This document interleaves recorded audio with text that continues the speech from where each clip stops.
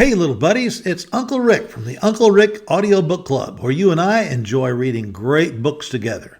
On today's podcast, I'll be reading a chapter or two from one of the exciting books in the club. I hope you enjoy it. Stick around at the end of the podcast, and I'll tell you how you can listen to the whole book, as well as tons of others that you are going to love.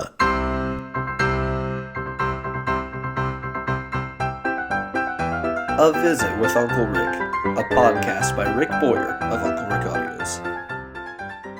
Mosby, Gray Ghost of the Confederacy, by Mr. Jonathan Daniels, and not nearly as old as a lot of the books I read to you. This one here was published in 1959, so that's even within my lifetime. Can you imagine I'm that old?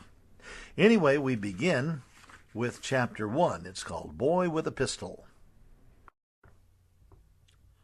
I'm going to eat him blood raw. George Turpin, a big, tough medical student, sent that message to slender, delicate John Singleton Mosby at the University of Virginia in Charlottesville in the spring of 1852. John Mosby was only 19. He looked not at all like a man who would become the most feared and hated of the partisan raiders of the Confederacy. He weighed a little over 100 pounds. It would have seemed incredible then that he would delay and disrupt great Union armies. His specialties, which sometimes showed up later in his reports of his exploits, were Greek, Latin, and literature. He seemed to know much more about poetry than about partisan fighting. Still, when he got the message that Turpin meant to eat him up, he put in his pocket a pepper-box pistol. That was an early type of automatic gun with a series of revolving barrels fired by one trigger. He did not seem disturbed. He went to a test in mathematics, which was his most difficult subject. This day, however, he did his problems easily and well. Then, armed, he went back to his boarding house for dinner. He was ready. The faculty of the university and the townspeople of Little Charlottesville in 1852 had grown impatient with student violence. Perhaps young men had behaved no worse at the University of Virginia than at other colleges in those lively days. Some felt, however, that the boys had carried too far the notions of the college's founder, Thomas Jefferson. He believed that in their human rights, young men should be restricted by few academic or other disciplines. So, along the serpentine walls and under the shaded arcades of the beautiful college in the quiet town among towering hills, misbehavior was common. Flaming firecrackers were flung at the doors of professors' houses. There was much drinking and gambling. The college bell was often rung in the middle of the night. Loud and not always elegant song awakened sleeping citizens. Young men raced teams of blooded horses through the college grounds. Pistol shots were frequently heard. Some improvements had been made. An honor system was put into effect in 1842. Still, the patience of teachers and townspeople was very limited when John Mosby, a sandy-haired boy not quite 17, came from his father's farm nearby on October 3, 1850, to enroll. He seemed mild and frail. Studiously he applied himself to his courses. In the classics he made distinguished marks. He passed his English ahead of schedule. Then, in his second year, on March 29, 1852, he shot the big, threatening Turpin and aroused the college and the town. It was never quite clear what the fight was about. Some said a girl was involved. Another version was that when John invited some boys to a party at his father's house, Turpin had sneered that he invited some of them not as guests but as unpaid fiddlers. Whatever the cause, the tall Turpin was no one to quarrel with carelessly. He had already stabbed one fellow student with a pocket-knife and almost murdered another with a rock. Still, John, as a slim, stoop-shouldered student, was not angelic. He had a reputation as a fighter, too. John waited at his boarding house. At dinner time he went up a narrow staircase from the dining room in the basement and found Turpin there.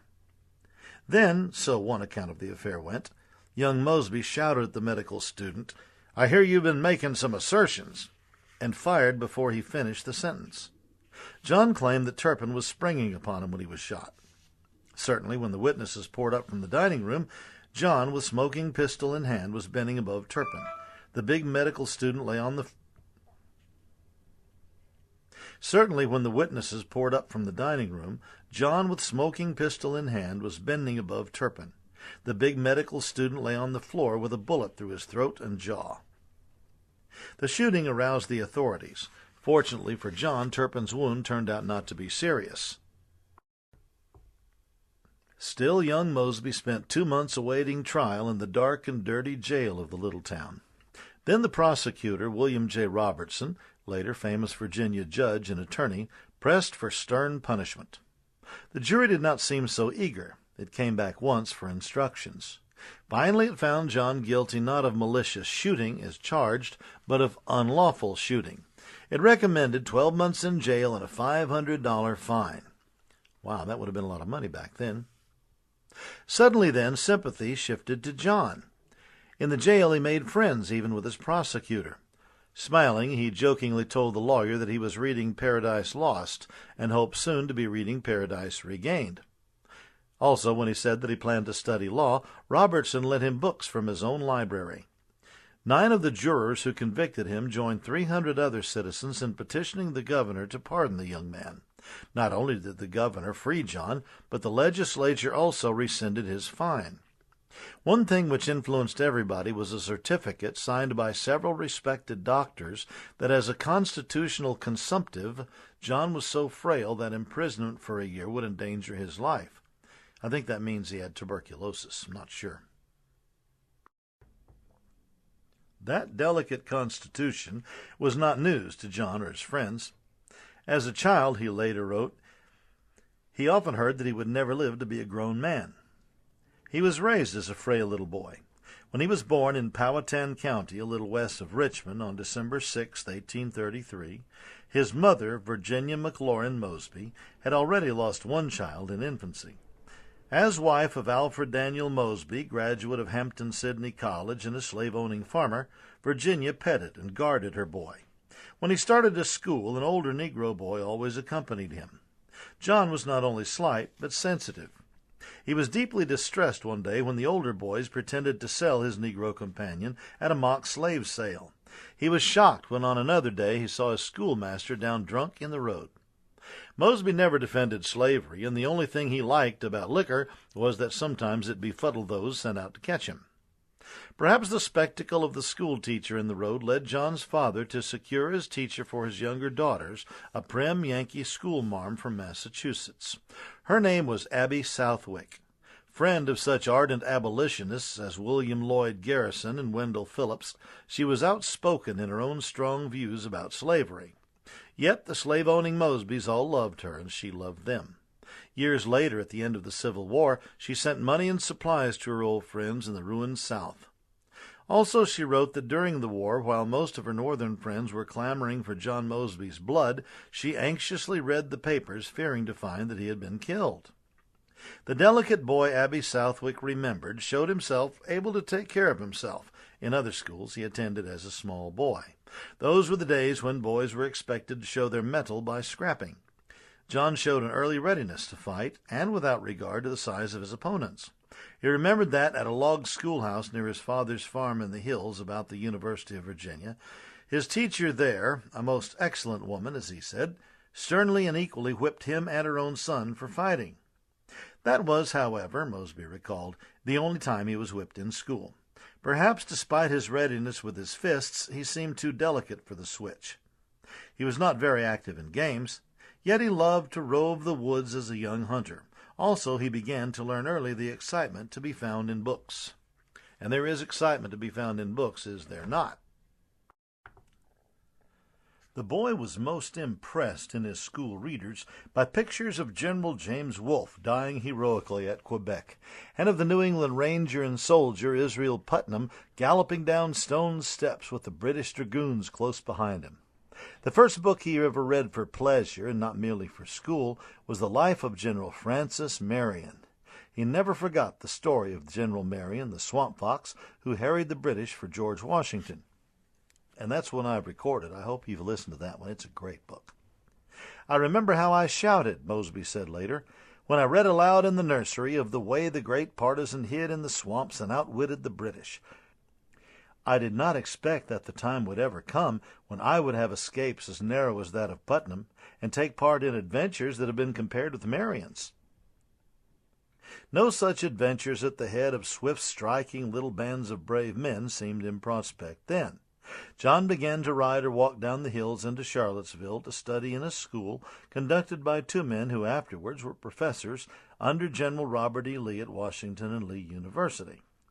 He learned to recite Tacitus and Thucydides, but he read with more delight Washington Irving's romantic stories of the fighting of the Spaniards and the Moors in Granada. Young Mosby was a serious student, but he was already stirred with ideas of honor, adventure, and valor before he entered the University of Virginia. Big George Turpin would have been safer there if he had understood the militant spirit of the slim boy he taunted and threatened. Lawyer Robertson understood John better when he discovered the friendly, eager character of the boy he had prosecuted. He not only lent him law books in jail, but, after John was released, took him into his office to study law. John did so well that 3 years later, in October 1855, he went to the boomtown of Bristol on the Tennessee line. There, with a hot poker, he burned into a shingle the sign, John S. Mosby, Lawyer.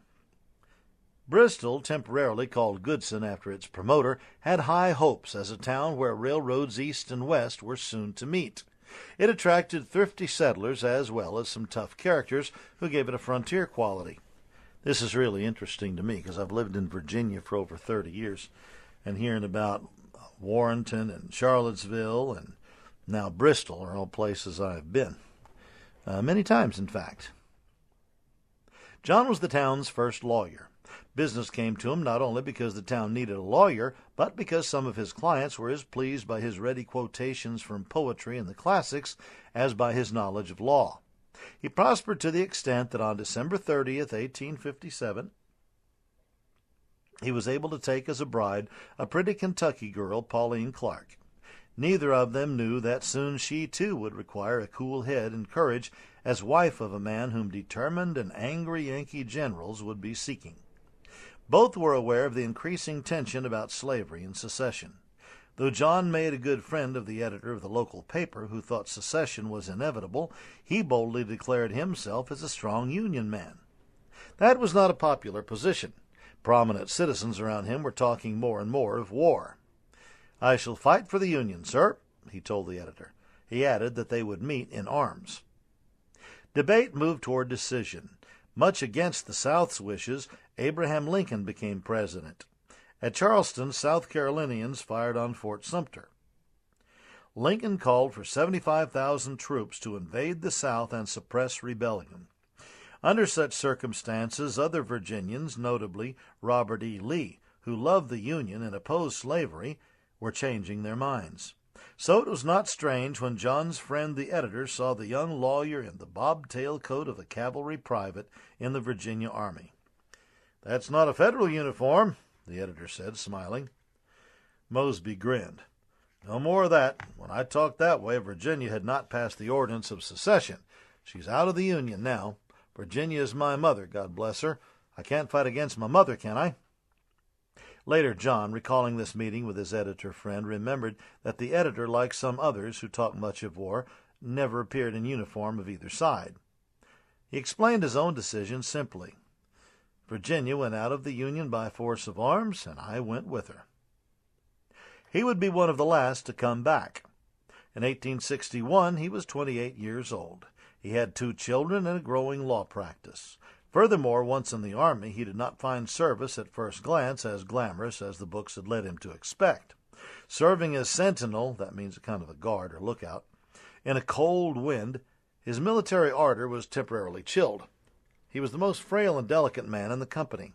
Still, he recalled with pride that during the whole first year in which he served as private, he only once missed his duty as a sentinel on the alert 3 times every week.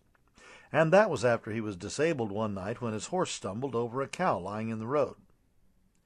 Greater hazards than that awaited the stoop-shouldered young soldier on the main roads and the byroads, in the dark woods and the enemy-occupied towns of Virginia. Thanks for listening to A Visit with Uncle Rick today, little buddies.